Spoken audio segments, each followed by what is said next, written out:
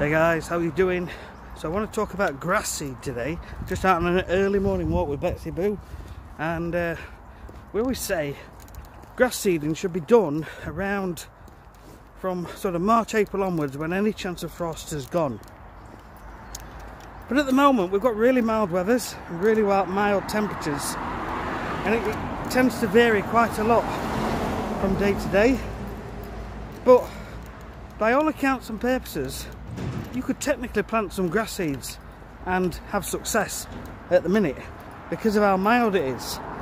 Now, we want at least sort of 7 degrees really, on average.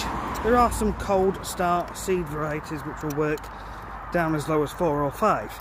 But in general, around 7 to 8 as a minimum, really, temperature-wise, which we are achieving at the moment. But what will stop and what will cause a problem is heavy rain and a frost. So if you could guarantee there's going to be no frost or heavy rains in the next sort of 3 to 4 weeks, you've got every chance of getting some grass to come through and looking good. But it's a lot more risky at this time of the year. That's why typically it's best to do it around April, May, somewhere around there. Generally it's a little bit wetter, the temperatures are up and the sunshine comes out quite a bit. And then you can go down to as late as September, October, but again there's always that crossover where it's sometimes it's really good, like if you go into November and you've got mild temperatures as well. But there will be less sunshine towards the end of the year and towards this time of the year as well, so that can affect it, because grass needs air, rain and nutrients. Obviously needs some sunlight as well. So I just thought I'd share that with you, and hope you're doing well. I know it's frustrating. There's not a lot you can do at the minute when it's been so wet and boggy.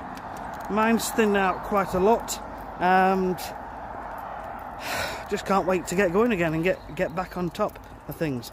Obviously you can still aerate on a fairly dry day to improve drainage, so the water's not sat there quite as much, and you can still get some seaweed on, a little bit of emerald green, just the basics really, a bit of iron, etc. In fact, you can even put some autumn fertiliser on, because it's just putting some much needed root nutrients into the ground. So I'll leave that one with you. We'll see you guys on the next one.